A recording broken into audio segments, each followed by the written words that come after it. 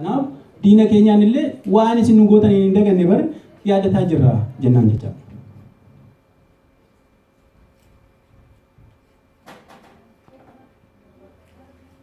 Lammata guyyaan kun waan inni yaadatamuuf erga guyyaan kun yaadatamuu eegalee bara dhiyoo kana keessa yoo kaafne baatii ebilaa kana keessa qabsoon bakka adda addaatti yeroo isin sosochootu baay'ee agarreerra. Sababuma guyyaan kun kabajamuuf jecha namoonni yeroo baay'ee waan kana yaaddatu. Sirboota yoo fudhattan sirboonni qabsoodha. Sirboonni waa'ee gootota keenya yaaddatanii baay'een isaanii baatii kana keessa yoo isaan oomishaman yoo isaan sirbaman dhageenya. Karaa tokko guyyaa kana yaaddachuun qofaansaa qabsoo kanaaf gumaacha inni godhaa jiru agarsiisa jechaadha. Kanaaf guyyaan kun akka Oromootti waan inni faayidaan inni fidaa jiru yoo gabaabumatti ilaalle Oromoon gocha sukkanneessaa sun yaaddachuudha darbee diinni keenya Oromoon ammallee waan isarratti godhame yaadataa jira dagataa hin jiru akka jedhanii isaan dhaabbatanii yaadanillee nu goosise jechaadha.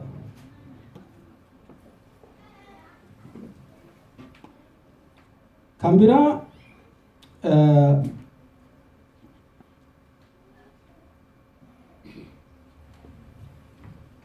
yaadannoon qabsoodha jedheen kaasee dura yaadannoon mataa isaa qabsoodha.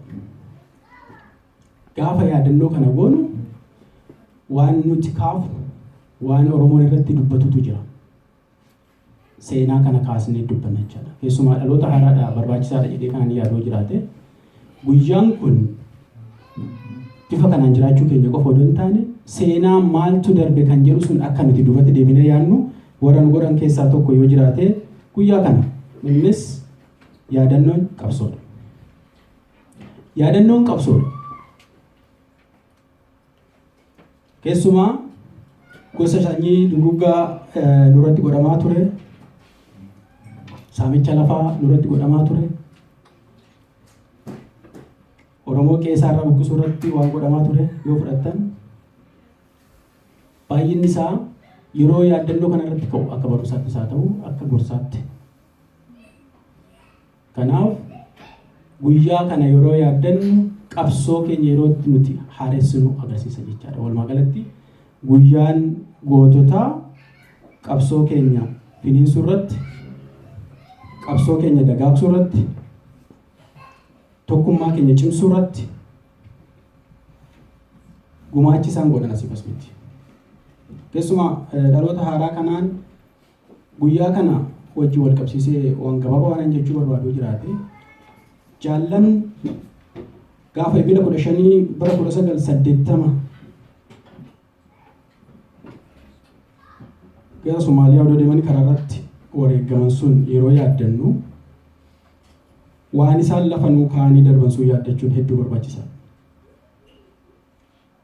Namoonni hedduun kaasaniiranii waan yeroo ammaa kana nu barbaachisu guddaan tokko keessaa yoo jiraate Oromoon lagar amantiir dantaa biraarra ce'ee akka Oromootti of waamuu danda'uun akka Oromootti wal bira waliin dhaabbachuu danda'uun akkuma obboleessi koo dhumarratti recommendation jedhanii lafa kaa'ee sun jechaadha. Baay'een isaa waan isaan dubbataa waliin waa wal makuu fi jedhan daddarbee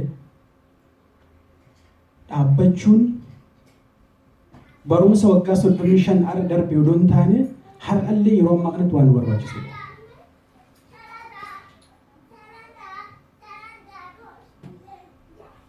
Nu keessaa akka nama saampiiliitti nama 2-3 fuudhanii otoo qormaata isaan gaafa sun itti dhiyaatan sunitti nu dhiyeessanii namni meeqa akka qormaata sun dabarru hin beeku ani akka kootti.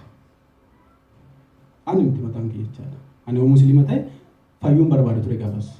Maaliif namni du'uun barbaadu bara. Namni ilmi namaa kun selfish jedha of jaalanna maaliif jiraachuun qabxii guddaa ilma namaa tokkoof. Yeroo jarreen kottaa isin yoo amantii kana qabaattanii hin haftu du'a kanarraa isin hambifna gaafa isaan jedhan murteen isaan murteeffatan sun har'a nama meeqa murteeffachuu dandeenya. Challenge of the day. Arrumallee kanaan challenge of godhuu danda'u qaba. Guyyaa goototaa kana yoo kabajnu ani waan hundumaa leekcharii guddaarra waan kana yoo xiinxalle gahaa natti fakkaata. Maaliif hundi keenya waa irratti walii galuu jiraate